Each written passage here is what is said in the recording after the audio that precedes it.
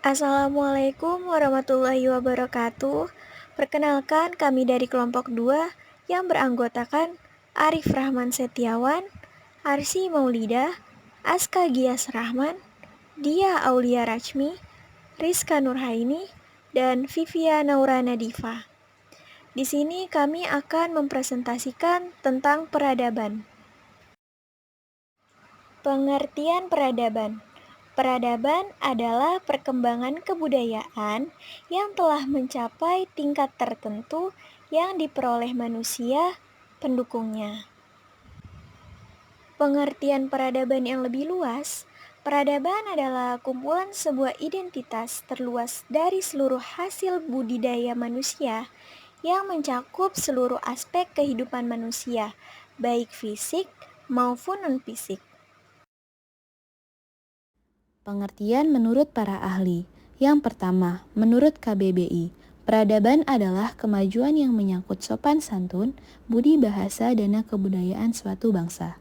Yang kedua, menurut Damono tahun 2001, menyatakan adab berakhlak atau kesopanan dan kehalusan budi pekerti. Yang ketiga, Ane Ahira, peradaban adalah kebudayaan yang mengalami kemajuan yang tinggi. Saya Arsi Maulida ingin melanjutkan slide keempat, yaitu teori perubahan sosial. Di sini ada dua teori. Yang pertama, teori siklus. Arah perubahan pada teori siklus tidak berjalan mulus, tetapi ada titik tertentu dalam proses perubahan seperti semula. Proses perubahan masyarakat bukan berakhir pada tahap terakhir yang sempurna, melainkan berputar kembali ke tahap awal untuk peralihan selanjutnya. Teori siklus beranggapan bahwa perubahan sosial yang terjadi di masyarakat tidak direncanakan atau diarahkan, tapi umumnya membentuk pola yang berulang. Yang kedua, teori evolusioner. Teori evolusi menjelaskan bahwa perubahan sosial terjadi secara lambat untuk waktu yang lama di dalam sistem masyarakat. Menurut teori ini, perubahan sosial terjadi karena perubahan pada cara perorganisasian masyarakat, sistem kerja, pola pikiran, dan perkembangan sosial. Perubahan sosial dalam teori evolusi jarang menimbulkan konflik karena perubahannya berlangsung lambat dan cenderung tidak disadari. Selanjutnya akan dibacakan teman saya. Berikutnya adalah faktor perkembangan peradaban. Faktor pertama adalah pendidikan, yang merupakan pembelajaran pengetahuan, keterampilan, dan kebiasaan sekelompok orang yang diturunkan dari satu generasi ke generasi berikutnya melalui pengajaran, pelatihan, atau penelitian. Faktor kedua, kemajuan teknologi, adalah metode ilmiah untuk mencapai tujuan praktis. Juga ilmu pengetahuan terapan atau keseluruhan sarana untuk menyediakan barang-barang yang diperlukan bagi kelangsungan dan kenyamanan hidup manusia. Faktor perkembangan peradaban yang terakhir adalah ilmu pengetahuan, yang merupakan seluruh usaha sadar untuk menyelidiki, menemukan, dan meningkatkan pemahaman manusia dari berbagai segi kenyataan dalam alam manusia. Segi-segi ini dibatasi agar dihasilkan rumusan-rumusan yang pasti. Alvin Toffler membagi perkembangan peradaban manusia itu menjadi 3 gelombang, yaitu 1. Gelombang pertama sebagai tahap peradaban pertanian atau revolusi agraris. 2. Gelombang kedua sebagai tahap peradaban industri atau revolusi industri. 3. Gelombang ketiga sebagai tahap peradaban informasi.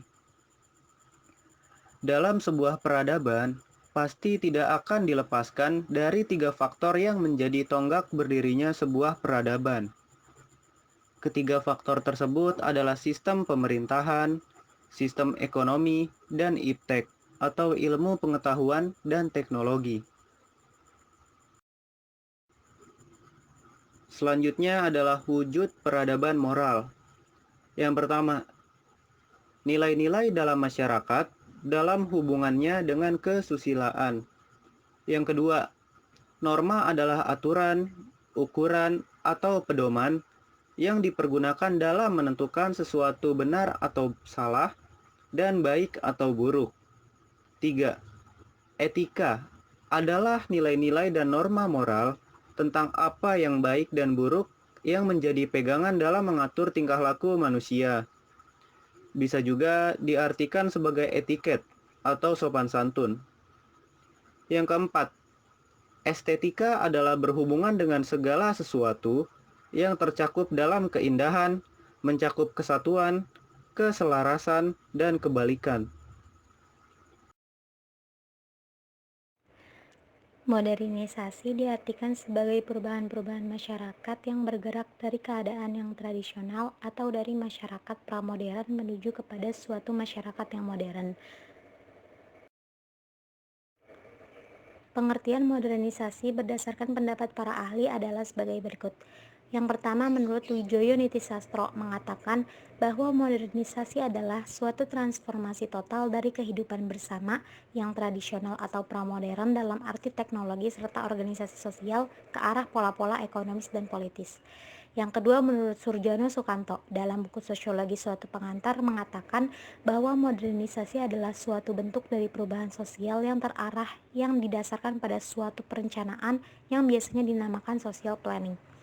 Yang ketiga, menurut Kuncharaningat tahun 1990 menyatakan modernisasi adalah usaha untuk hidup sesuai dengan zaman dan konstelasi dunia sekarang.